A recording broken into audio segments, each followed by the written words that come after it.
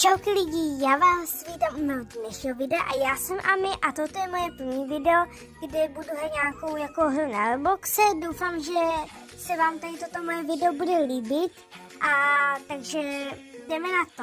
A zadám si takovou věž, kde mě můžou lidi zabít u toho, jak budu tady jako skákat takový objel, tak lidi to můžou zabít. Tak doufám, že se mi to povede a takže jdeme na to. Takže jsem dělal Vánoče, ale bohužel to nevyhrám, tak nevadí, ale takovou to oranžovou, to nevadí. Takže teď si musím tady to takhle vyzkoušet, tady nejde teďka skákat.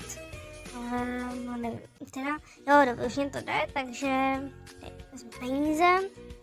Mám 97 krčeno, nevadí. To je sice málo, ale nevadí. No, takže to tady musím tady ještě jednou poskákat a doufám, že nespadnu, nebo se tady nezabiju, no, takže uvidíme. No, trošku jsem se tady zabila, ale to nevadí. Maličko nic neznamená, jo, takže tak.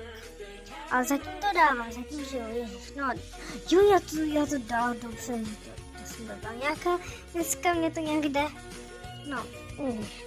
No, nespadla jsem, jak myslela, že jsem spadla lidi, ale jo, nespadla jsem, jo, takže to je mega.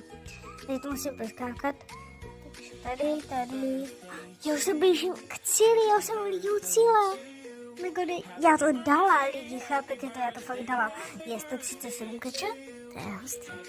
A tady už skočím dolů, protože tady nemám cegla nahoře, tak doufám, že to tady chci ukázat. Tady jsou věci, je za první místo, takže to je mega hustý lidi, takže doufám, že se vám moje dnešní video líbilo. A pokud chcete další videa, dávejte lajky a budu ráda za obě. Tak ahojky!